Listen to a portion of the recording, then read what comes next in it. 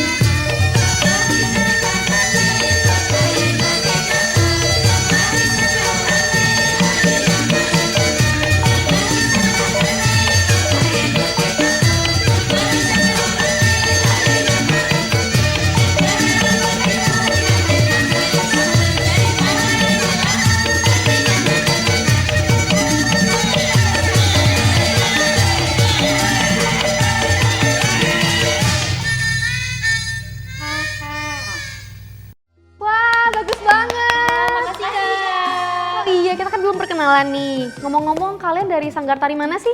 Kami dari Sanggar Si Pitung Rawabelong. Wah, keren banget ya. Oh iya, kalau Sanggar Tari kalian itu udah berapa lama sih dibentuk? Kalau misalnya buat tarinya itu kita dari tahun 2012 Kak. Oh, udah lama juga ya. Iya. Nah, kalau untuk latihan tarian kayak kalian tadi tuh menghabiskan waktu berapa lama sih? Kurang lebihnya sih kita 1 mingguan Kak. 1 minggu aja. Iya. Wah, gila keren banget. Dan kalau misalnya aku nih basicnya nggak ada nari-narinya nih, nggak bisa nari. Bisa nggak sih diajarin? Oh boleh banget. Bisa banget. Ya, boleh banget Kak. Oh, oke deh. Nah guys, jadi aku bakalan diajarin tarian apa tadi namanya? Nandak Ganjen. Nandak Ganjen. Jadi sebelumnya aku mau ganti baju dulu ya. Tunggu dulu. Wah cantik banget. Ya ampun, bisa aja, makasih loh.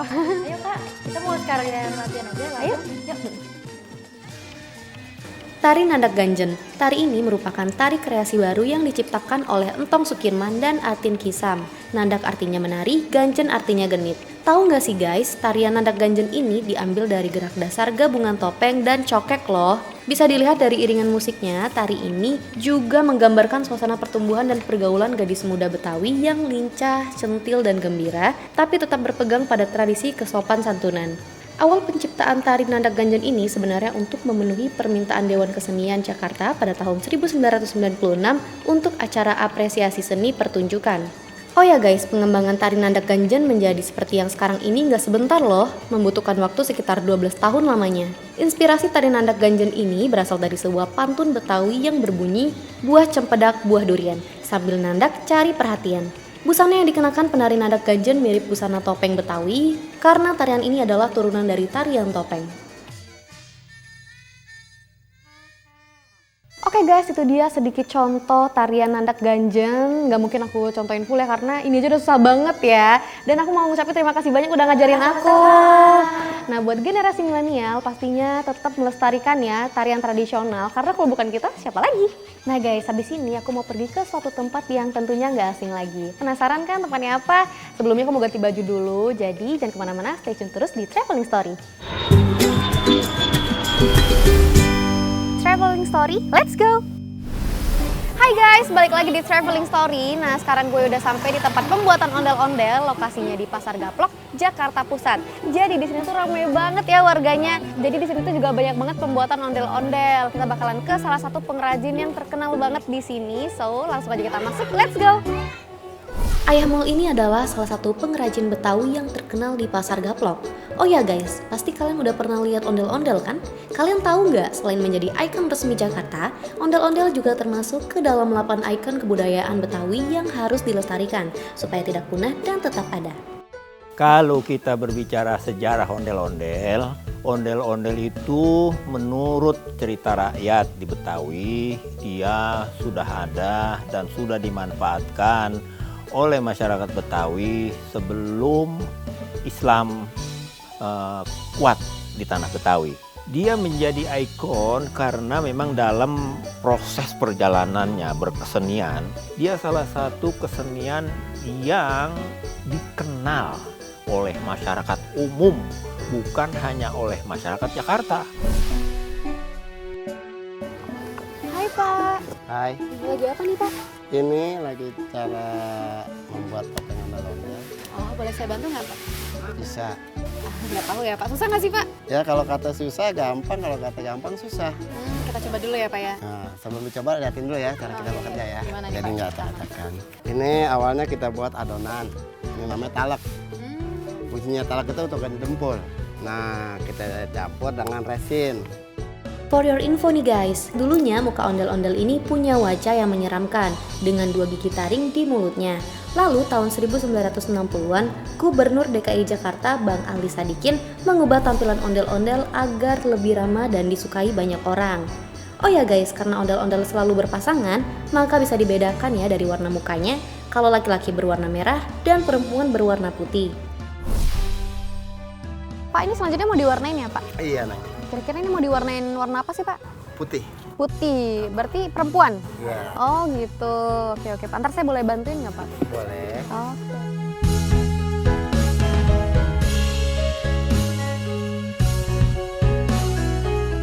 Ondel-ondel umumnya dibuat dari kayu guys, dengan bagian tubuhnya menggunakan dongdang. yaitu sejenis kurungan ayam yang terbuat dari bambu. Sedangkan rambutnya terbuat dari ijuk. Selanjutnya kita bakal pasangin baju ondel-ondelnya. Jangan sampai salah ya guys.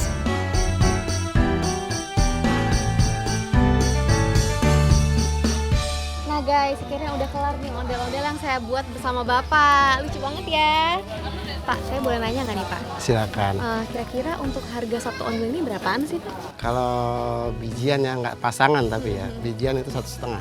1,5 untuk satu. Satu. Oh, kalau pasangan berapa Pak? 3 juta. 3 juta, gitu. Nah, kalau biasanya ondel-ondel ini digunakan pada saat apa sih Pak? Kalau dulu-dulu sih biasanya bakal acara-acara kayak kitanan, ya kan, sambutan besan itu aja. Gitu. Oh gitu. Oke Pak. Terima kasih Bapak. Sama-sama.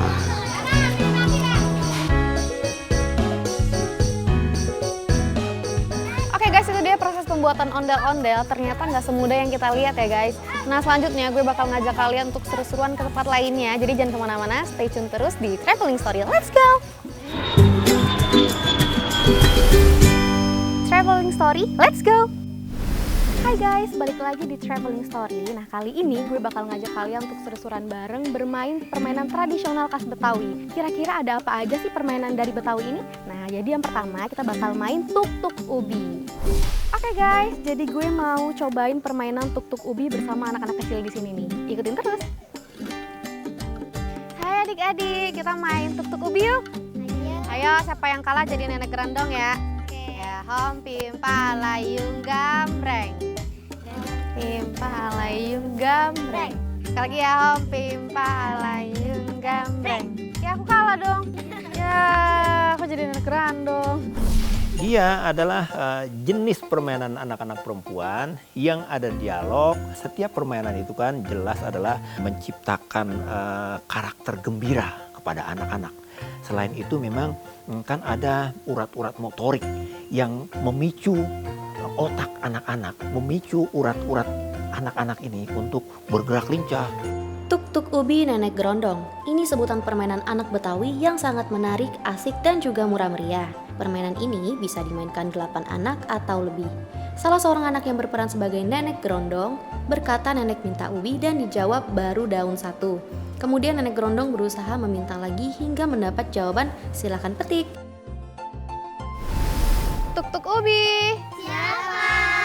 Nenek gerondong. Mau apa? Mau minta ubi nih. Ubinya pasti berdaun satu. Tuk-tuk ubi. Siapa? Nenek gerondong. Mau apa? Mau minta ubi. Ubinya sudah matang, silakan diambil. Di ujungnya yang terakhir akan meminta kembali ubi-ubi yang sudah dicabut dan nenek gerondong akan berusaha mempertahankan persis dengan permainan wak-wak gung ketika burung ulung hendak mengambil kembali anaknya. Kamu kan belum saya cabut. Saya nggak bisa dicabut, saya yang punya ubinya. Mau kamu apa sih? Saya mau ambil ubinya. Tidak bisa, ini ubi saya. Pokoknya saya harus ambil. Tidak bisa. Jangan. Gak boleh. Pokoknya saya harus ambil. Gak boleh. Ya udah deh, saya menyerah. Kakak gimana kalau kita ganti permainan aja? Main apa tuh? Kita main galaksin aja. Ayo. Gobak sodor itu adalah bagaimana si anak-anak diajarkan untuk bersiasat.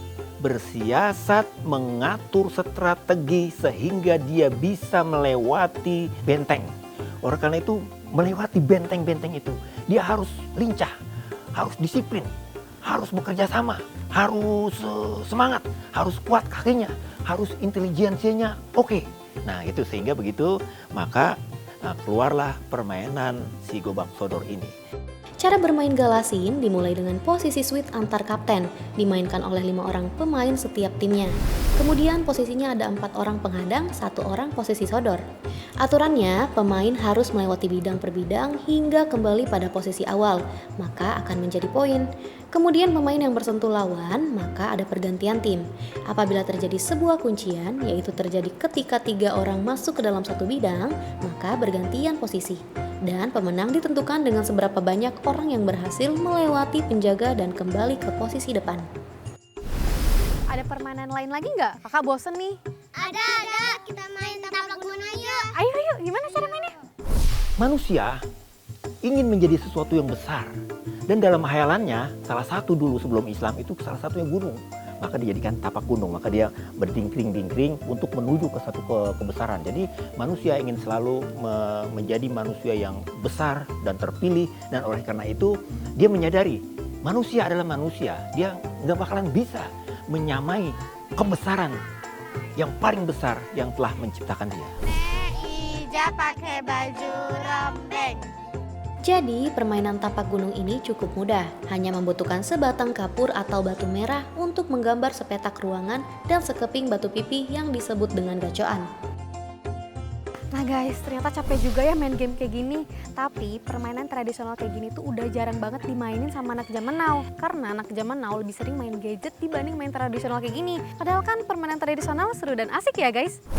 Oke guys, jadi abis ini aku bakalan ngajak kalian ke tempat yang gak kalah seru dari sebelumnya. Jadi jangan kemana-mana, stay tune di Traveling Story. Let's go! Traveling Story, let's go! Oke guys, balik lagi di Traveling Story. Nah, dari tadi kan kita udah capek jalan-jalan ya. Sekarang saatnya untuk ngisi perut nih. Jadi gue bakal ngajak kalian untuk makan makanan khas Betawi. Yang sekarang itu kan makanan khas Betawi udah kalah pamor atau bahannya itu udah sulit untuk didapatkan ya. Oke, sekarang gue udah berada di Pondok Cabe, tepatnya di restoran Dapur Betawi Cabe 5. Oke guys, sebelum masuk jangan lupa untuk cuci tangan dulu karena menjaga kebersihan itu penting, apalagi di saat pandemi kayak gini.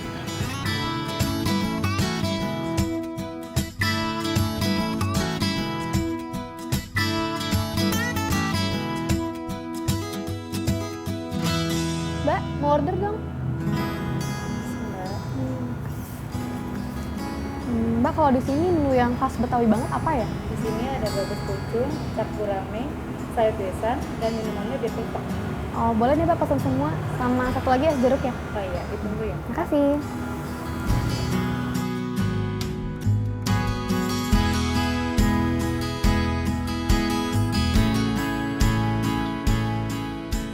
Nah, yang pertama ini namanya gabus pucung. Jadi gabus pucung digoreng lalu dimasak lagi dan setelah itu disiram. Kenapa warna hitam? Karena disiram pakai kuah pucung. Jadi buah pucung ini dalam Betawi disebut juga sebagai buah kluwek ya guys.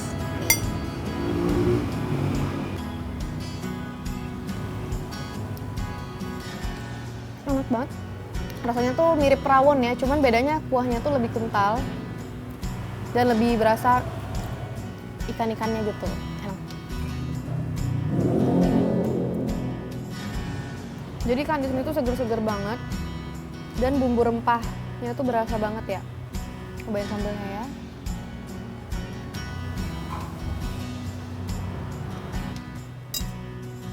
Enak banget. Nah, selanjutnya ini ada pecak gurame. Jadi dalam masakan Betawi ada dua versi pecak gurame. Yang pertama pecak gurame sambal kacang dan yang kedua pecak gurame sambal bening tanpa kacang. Kayaknya ini yang sambal bening tanpa kacang ya, langsung aja kita cobain. Kita cicipin dulu dari kuahnya ya.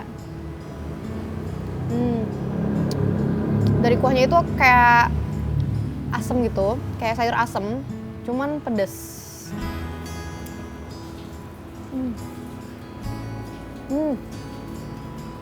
Enak banget. Jadi di sini tuh bener-bener ya, rempah-rempahnya tuh berasa banget. Mungkin ini bakal menjadi favorit aku dalam masakan khas Betawi ya. Nah, ini namanya sayur besan. Kenapa namanya sayur besan? Karena diambil dalam pernikahan orang Betawi nih. Cobain ya. Rasanya tuh mirip sayur asam tapi dia nggak asam gitu loh. Dan di sini itu ada sayur terubuk yang mirip banget sama ikan terubuk. Iya mirip banget sama ikan, padahal sayur ya. Dan katanya sayur terubuk ini susah banget untuk ditemuin atau langka untuk dicari. Makanya sekarang tuh susah banget untuk masak sayur besan ini. Sayur besan ini sendiri biasa ditemuin dalam acara pernikahan orang Betawi. Oke guys, selanjutnya aku mau minum bir peletok. Nah, ini namanya doang yang bir ya, tapi ini halal kok. Jadi dalam minuman Betawi ada dua jenis bir. Yang pertama bir peletok, yang kedua bir kocok. Kalau bir peletok ini menggunakan kayu secang. Kalau bir kocok itu tidak menggunakan kayu secang. Ini kita cobain ya. Rasanya tuh kayak minuman jamu tau gak sih, bener-bener berasa banget rempah-rempah kayunya. Manis, enak sih ya, untuk yang suka jamu pasti suka minuman ini. Oke guys, dari semua menu ini yang paling favorit aku kira-kira yang mana ya? Pasti kalian udah tahu karena di awal aku udah bilang ini yang menjadi favorit aku. Pecak gurame, karena tuh enak banget ya, ada asem-asemnya, seger, ikannya juga enak banget pokoknya. Dan buat kalian semua mungkin yang penasaran seperti apa rasa masakan khas Betawi, kalian bisa langsung aja datang ke sini karena nggak hanya ini doang yang enak, semuanya juga enak-enak kok. Oke guys, nggak berasa kita udah berada di penghujung acara. Terima kasih banyak yang udah nonton sampai akhir. Semoga tayangan ini bisa bermanfaat ya buat kalian semua. Saya Iga Zwika pamit undur diri dan jangan lupa untuk nonton terus episode-episode selanjutnya di Traveling Story. See you again, bye-bye!